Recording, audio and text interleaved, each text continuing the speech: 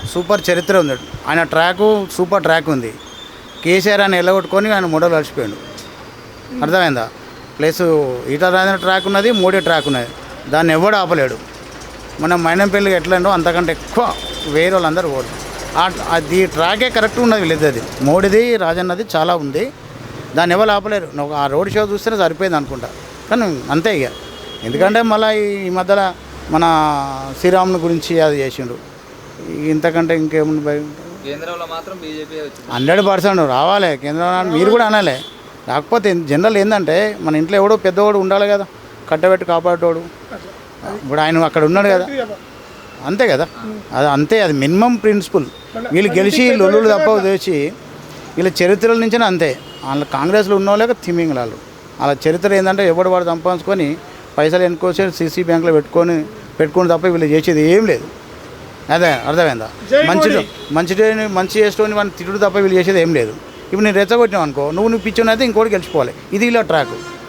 కానీ మోడీని ఒక్కటన్నా మాట్లాడిండా మరి చాలుగా. సైలెన్స్ సరిపోదా? సైలెన్స్ యుద్ధం అది. కానీ నిజం కూడా మన దేశం ఉండాలన్నా మంచిగా ఉండాలన్నా కంపల్సరీ. అర్థమైందా? ఓకేనా? మల్కాజ్గిరి కాన్స్టిట్యున్సీలో బీజేపీ వస్తే బాగుంటుందా, కాంగ్రెస్ వస్తే బాగుంటుందా, బీఆర్ఎస్ వస్తే బాగుంటుందా? ఏది గెలుస్తుంది? బీజేపీ వస్తే బాగుంటుందని అనుకుంటున్నాము. ఎందుకంటే మోడీ గారి ప్రభుత్వం మంచిగా చేస్తుంది కాబట్టి సెంట్రల్ గవర్నమెంట్లో బీజేపీ రావాలి. ఇక్కడ మల్కాజ్గిరిలో బీజేపీ రావాలని అనుకుంటున్నాం. వస్తుందని మెజార్టీతోనే వస్తుందని అనుకుంటున్నాం. ఎందుకు మోడీ గారే ఎందుకు? అంటే ఆయన చాలా బాగా చేస్తుంది భారతదేశం గురించి, దాని గురించి చెప్తున్నాం. ఖచ్చితంగా మోడీ గారే గెలుస్తారండి కంపల్సరీ. రాహుల్ గాంధీకి ఛాన్స్ లేదండి. మోడీ గారికి ఎక్కువ ఛాన్స్ ఉంది. ఇక్కడ కూడా మల్కాజ్గిరిలో గెలిచే ఛాన్సెస్ చాలా ఉన్నాయి. ఈటల రాజేందర్ గారి ఓకేనా? మోడీ గారే గెలుస్తారు. బీజేపీ ఓకేనా?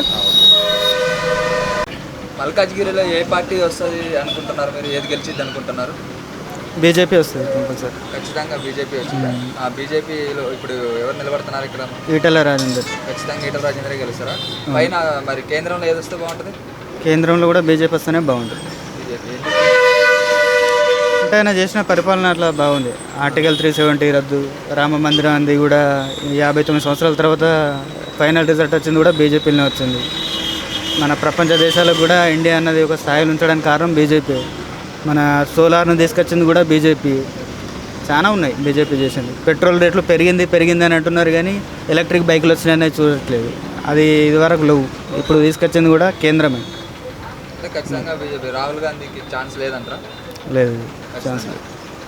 ఇంకా ఇక్కడ మల్కాజ్గిరిలో ఎవరు నిలబడుతున్నారు? ఈటల రాజేందర్. మరి కాంగ్రెస్కి ఇక్కడ లేదా, అంత పట్టలేదా? అంటే నా ఊహా ప్రకారం అయితే లాస్ట్ టైం సిట్టింగ్ ఎంపీ మాత్రం కాంగ్రెస్ వచ్చింది, కానీ ఈసారి మాత్రం తెలంగాణలో చాలా వరకు బీజేపీ కొడుతుంది.